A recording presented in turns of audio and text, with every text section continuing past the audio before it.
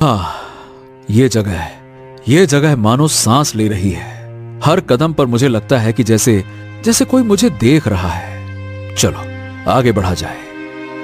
अचानक रामू के सामने एक विशाल पत्थर का दरवाजा बंद हो जाता है। दरवाजे पर उभरे शब्द चमकने लगते हैं। अपने डर का नाम लो, वरना आगे नहीं बढ़ पाओगे। सुबह का सूरज बादलों में छुपा था और रामू रोज की तरह अपने खेत देखने निकला। मन में बस एक उम्मीद थी कि कल रात की बारिश ने शायद फसलों में नई जान डाल दी होगी। पर खेत पर पहुंचकर जो नजारा सामने था, उसने उसके दिल को चीर डाला। हे राम, हे प्रभु, ये क्या अनर्थ हो गया। हर पौधे को मैंने अपने बच्चों की तरह सींचा संभाला और आज सब बाढ़ के पानी में डूबकर मर गए। अरे रे, अब घर में चूल्हा कैसे जलेगा। हे राम, ये क्या हो गया। सारी मेहनत बर्बाद हो गई। तभी पानी से भरे खेतों के बीच से एक बूढ़ा साया पास आता दिखा। हाथ में पुराना छाता, चेहरे पर वर्षों का अनुभव और आंखों में स्नेह। बस रामू बेटा, बस चुप हो जा। तू इस गांव में अकेला नहीं है जिसकी फसल बर्बाद हुई हो। आधा गांव इसी मुसीबत में है। तू दिल छोटा मत कर रे। भगवान ने चाहा तो अगली बार फसल दुगनी होगी। बस हिम्मत मत हारना बेटा, है ना। चुप हो जा, शांत, बस। काका, अब नहीं लगता कि मेरी फसल इस बार बचेगी। पूरी फसल पानी में डूब चुकी है और बारिश है कि रुकने का नाम नहीं ले रहा। पिछली बार भी खेती कर्ज लेकर की थी काका। उस वक्त फसल तो ठीक लगी थी, पर सारी की सारी नील गाय चट कर गई फसल को। महीनों की मेहनत जानवरों के पेट में चली गई। और अब इस बार जब उम्मीद थी कि किस्मत मुस्कुराएगी, सब पानी बहा ले गई काका।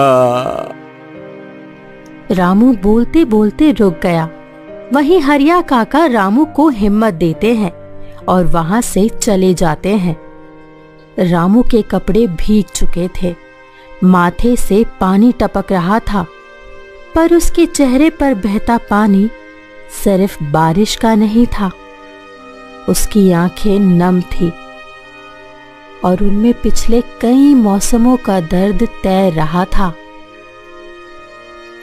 धीरे धीरे बिना कुछ कहे वो कच्चे रास्ते पर घर की तरफ बढ़ने लगा।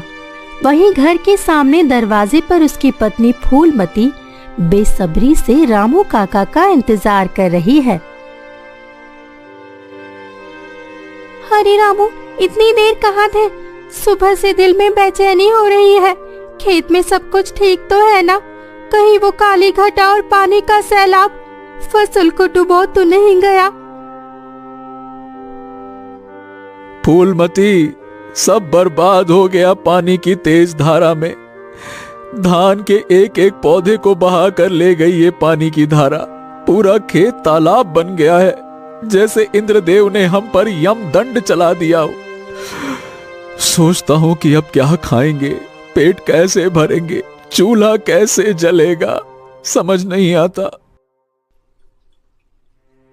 हे भगवान, ये कैसी सजा दे रहे हो?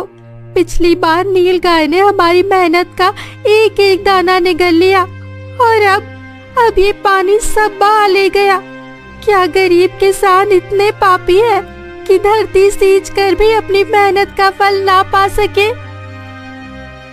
मुझे लगता है फूलमती, इस गांव में रहकर खेती करना अब बेकार है। जितनी मेहनत हम करते हैं ना, मुसीबत उससे 2 गुना आकर हमें कुचल देती है। लगता है कि ये माटी ही हमसे नाराज है और किस्मत ने हमसे मुंह मोड़ लिया है। अब यहाँ कुछ नहीं हो सकता।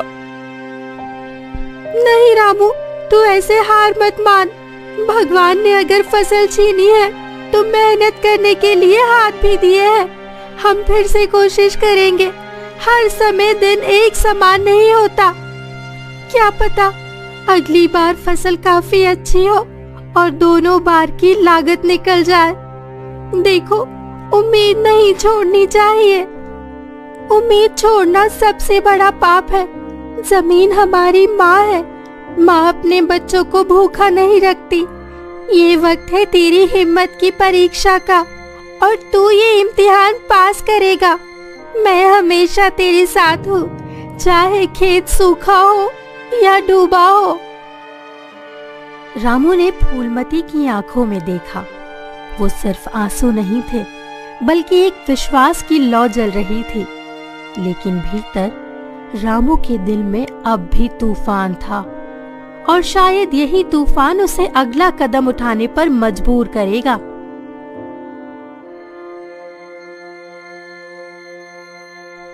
खेतों में पूरी तरह पानी सूख चुका है। रामू अपने खेतों की तरफ देखते हुए खुद से बड़बड़ा रहा है।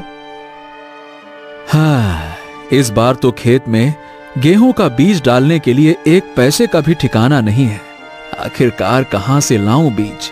लगता है कि इस बार पूंजी के अभाव में खेत ऐसे ही बंजर रह जाएगा।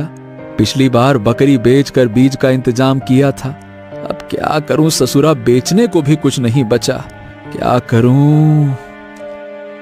यही सोचते हुए रामू भारी कदमों से घर की ओर चलता है। घर पर फूलमती चूल्हे पर सूखी रोटी सेक रही है। साथ में कोई सब्जी नहीं। रामू, आप इतना उदास क्यों रहते हैं? जीवन में सुख दुख लाभ हानि आते जाते रहते हैं। अगर आप ऐसे ही मायूस रहेंगे तो आगे की खेती कैसे होगी? जो बीत गया उसे भूल जाइए और आने वाले कल की सोचिए।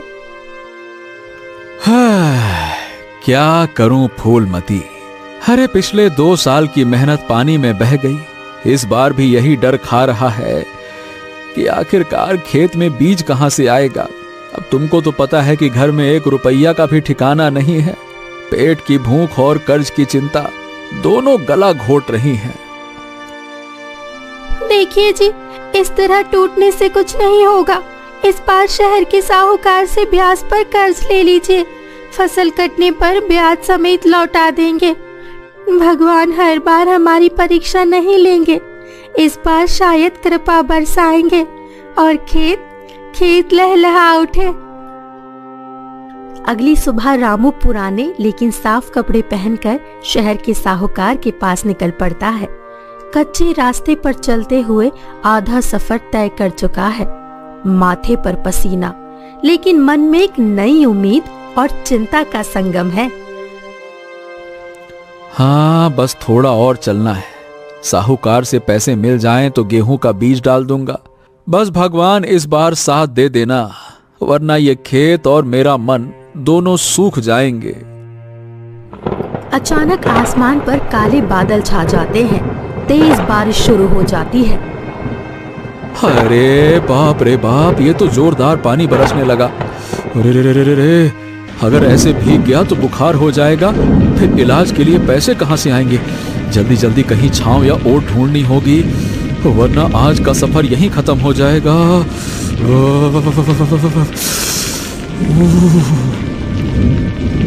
बारिश की बूंदें मानो लोहे की सुइयों की तरह चुभ रही है। रामू की आंखें चारों तरफ शरण खोज रही है। तभी सामने अंधेरी गुफा का विशाल मुंह दिखाई देता है। हे राम, ये गुफा तो काफी डरावनी लग रही है।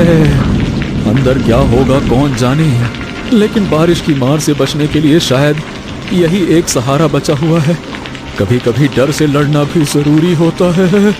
चल रामू, चलते हैं हिम्मत करके अंदर।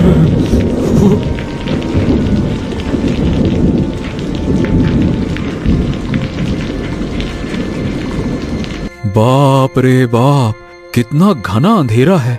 ऐसा लग रहा है जैसे भूतिया गुफा हो। लेकिन अब मैं कर भी क्या सकता हूं? पीछे भी नहीं लौट सकता।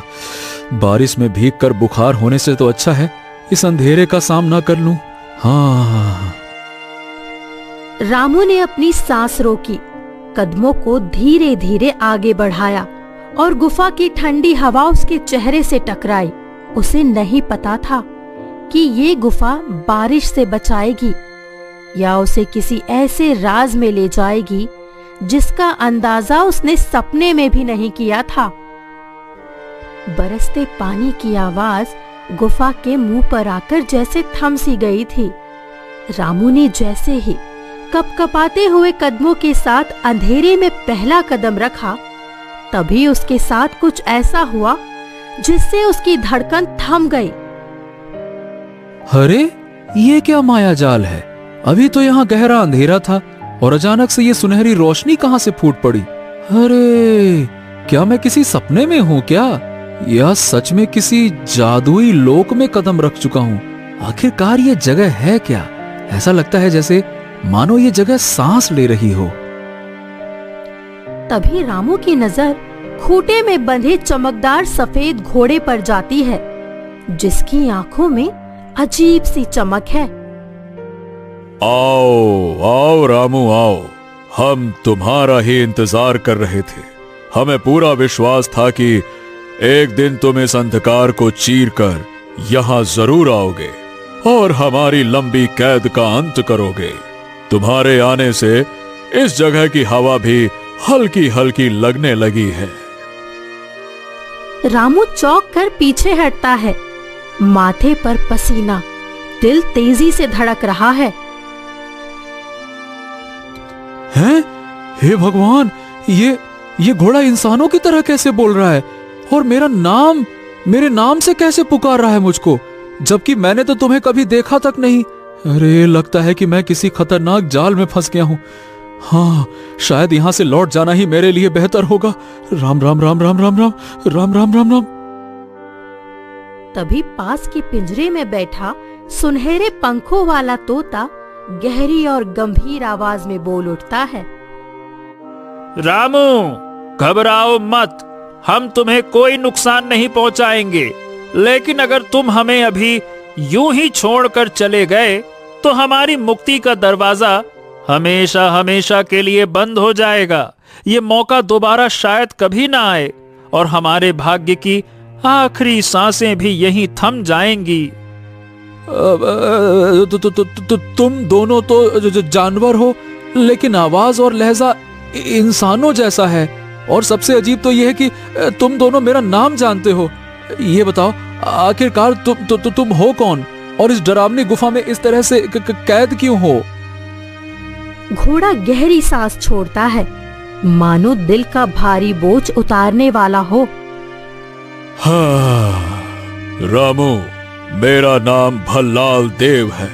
मैं प्रतापगढ़ राज्य का सेनापति हूँ और ये तोता, ये कोई साधारण पक्षी नहीं बल्कि हमारे महाराज विक्रम सेन है। ये एक भयानक श्राप ने हमें इन दो रूपों में कैद कर लिया है और केवल तुम ही इस बंधन को तोड़ सकते हो। रामू का दिल तेजी से धड़क रहा था। सामने बोलते हुए घोड़े और तोते को देख वो समझ नहीं पा रहा था कि सपना है, भ्रम है या कोई अनदेखा सच। लेकिन उसकी किस्मत अब एक ऐसे सफर पर निकलने वाली थी जिसका अंत इतिहास बदल देगा। रामू, तुम्हें सच जानना होगा। ये कोई साधारण गुफा नहीं है, ये श्राप की कैद है, कैद। सालों पहले प्रतापगढ़ में एक ऐसा षड्यंत्र हुआ जिसने मुझे और मेरे सेनापति भल्लाल देव को इंसान से जानवर में बदल दिया। ये सजा हमें इसीलिए मिली क्योंकि हमने न्याय के लिए गलत लोगों से टकराने की हिम्मत की थी। ओ महाराज, ये कैसी सजा है? अच्छा ये बताइए, इस श्राप को तोड़ना मेरे बस में कैसे है? मैं तो एक साधारण सा किसान हूँ जिसके घर में खाने तक को कुछ नहीं है, तो भला मैं आप जैसे राजाओं की मदद कैसे कर सकता हूँ? रामू, ये श्राप किसी साधारण आदमी से नहीं टूट सकता। इसके लिए ऐसे इंसान की जरूरत है जिसका मन ईमानदार हो, जिसके भीतर जरूरत हो लेकिन लालच का जहर ना हो। और हमें लगता है वो इंसान तुम हो। सालों पहले प्रतापगढ़ में एक दुष्ट तांत्रिक ने महल पर कब्जा करने की साजिश रची। उसने मुझे और भल्लाल देव को विश्वासघात के झूठे आरोप में फंसा दिया। जब हम उसका सामना करने गए तो उसने अपने मंत्रों से हमारे रूप बदल दिए, मुझे इस पिंजरे में और भल्लाल देव को खूंटे में जकड़ दिया ताकि हम जीवन भर असहाय रहें। ओ बाप रे महाराज, ये सब कुछ तो किसी लोक कथा जैसा लगता है। लेकिन अगर ये सच है तो फिर श्राप की जंजीरें कैसे तोड़ी जाएंगी और मेरी मदद से ये कैसे संभव होगा? मतलब फिर भी कुछ भी कहो आप, मैं तो एक गरीब किसान हूँ, कोई वीर योद्धा तो हूं नहीं कि जो तांत्रिक से लड़ जाऊं। रामू, इस गुफा के सबसे आखिरी हिस्से में अग्नि मणि है, वही श्राप की जड़ है। अगर वो मणि सही हाथों से टूटी तो हम मुक्त हो जाएंगे, पर सावधान, वहां तक जाने का रास्ता तलवार से नहीं, मन की ताकत से जीता जाता है। अब महाराज, मैं आपकी मदद तो कर सकता हूं, पर आप भी जानते हैं कि मेरा हाल बेहाल है। खेत में बीज डालने तक के पैसे नहीं हैं। अगर मैं ये खतरा मोल लूं तो ये बताइए कि बदले में मुझे क्या मिलेगा? आखिर मेरी भी जिम्मेदारियां तो है ना, परिवार है, बीवी है। रामू, उस मणि के पास एक प्राचीन खजाना है। सोना, हीरे, जवाहरात, अनमोल रत्न सब कुछ है। जितना तुम्हारी जरूरत है उतना ले जाना, पर याद रखना, जैसे ही मन में लालच आएगा खजाना पत्थर बन जाएगा और तुम हमेशा के लिए वहीं कैद हो जाओगे और हम भी इस गुफा में कैद रह जाएंगे। इसीलिए अपने जरूरत से ज्यादा खजाना वहां से मत लेना। और ये लालच की परीक्षा है रामू। यहाँ की जादुई शक्ति इंसान के मन को परखती है। जिसने अपने हिस्से से ज्यादा चाहा वो हमेशा के लिए इसी गुफा का हिस्सा बनकर रह गया। यहाँ कई लोग आए लेकिन कोई लौटकर बाहर नहीं जा सका। ओह, अगर ये सच है तो ये मेरे लिए भी एक परीक्षा होगी। खैर, मेरे पास खोने के लिए तो कुछ नहीं है, लेकिन लालच में फंसकर अगर मैंने कुछ खो दिया तो फिर तो सब कुछ खत्म हो जाएगा। रामू, अरे तुम्हारा दिल बहुत साफ है, यही कारण है कि हमने तुम्हें पुकारा है। जी हाँ, अरे हम तुम्हें नाम से ऐसी थोड़ी जानते हैं। जिसका दिल साफ होता है, मन साफ होता है, उसे हम पहचानते हैं और हमें विश्वास है कि तुम इस काम को पूरा कर पाओगे। लेकिन याद रखना, इस गुफा में तुम्हारे हर कदम पर परीक्षा होगी। गुफा की दीवारों पर हल्की रोशनी तैरने लगी, मानो किसी ने रास्ता बुला लिया हो। बारिश थम चुकी थी, मगर अब रामू के भीतर डर, जिज्ञासा और जिम्मेदारी का तूफान उमड़ पड़ा था। गुफा के भीतर 3 द्वार हैं रामू। हर द्वार पर एक परीक्षा होगी।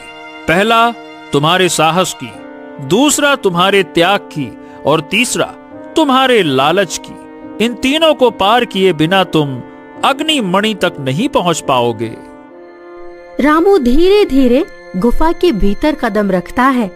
दीवारों पर अजीब सी लाल रोशनी चमक रही है और हवा में हल्की सी गंध है, जैसे पुरानी मिट्टी में लोहे की गंध घुल गई हो। हाँ, ये जगह मानो सांस ले रही है। हर कदम पर मुझे लगता है कि जैसे कोई मुझे देख रहा है। चलो आगे बढ़ा जाए। अचानक रामू के सामने एक विशाल पत्थर का दरवाजा बंद हो जाता है। दरवाजे पर उभरे शब्द चमकने लगते हैं। अपने डर का नाम लो, वरना आगे नहीं बढ़ पाओगे। मेरा डर? हाँ, मैं अपने खेत खोने से डरता हूँ, अपने परिवार को भूखा देखने से डरता हूँ और अपने सपनों को मरते देखने से डरता हूँ। यही मेरा सबसे बड़ा डर है। दरवाजा धीरे धीरे खुल जाता है और भीतर का रास्ता सामने आता है। रामू अगले कक्ष में पहुंचता है।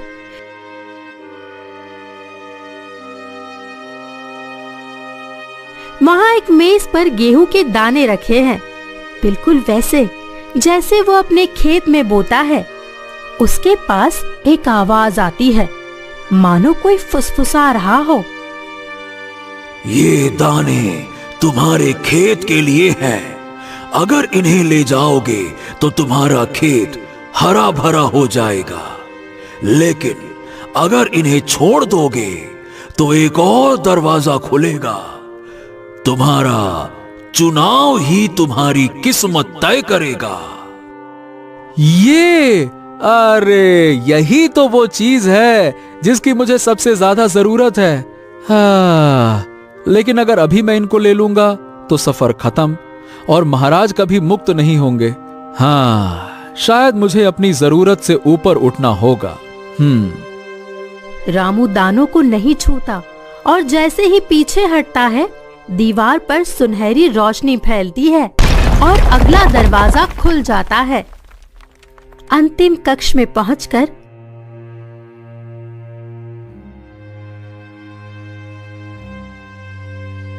रामू की आंखें चौंधिया जाती है। वहां ढेरों सोना, हीरे, जवाहरात बिखरे हैं। बीच में एक चमकती लाल मणि रखी है, अग्निमणि।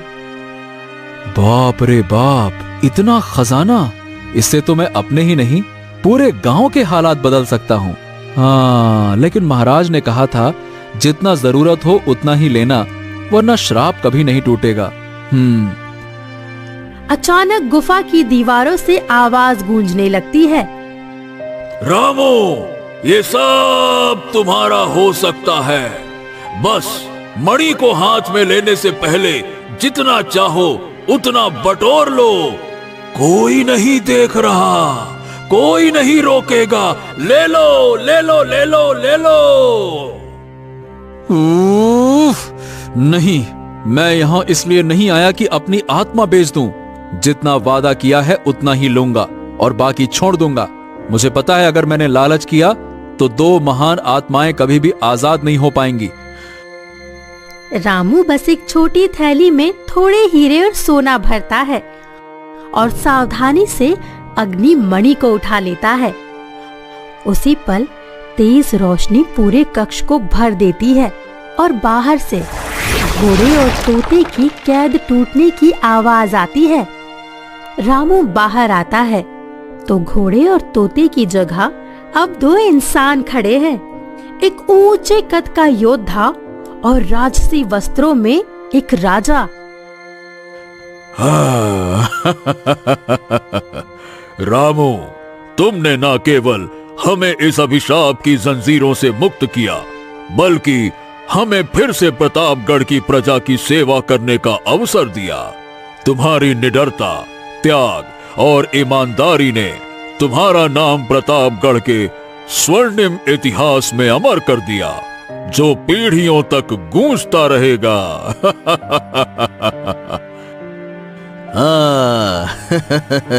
हाँ रामू, आज से प्रतापगढ़ के महल तुम्हारे अपने हैं। उनके दरवाजे तुम्हारे लिए हमेशा खुले रहेंगे। तुम्हारे खेत में कभी बीज की कमी नहीं होगी और तुम्हारे घर में खुशियों की फसल सालों तक लहलहाती रहेगी। तुम्हारा साहस हमारे राज्य का गहना है।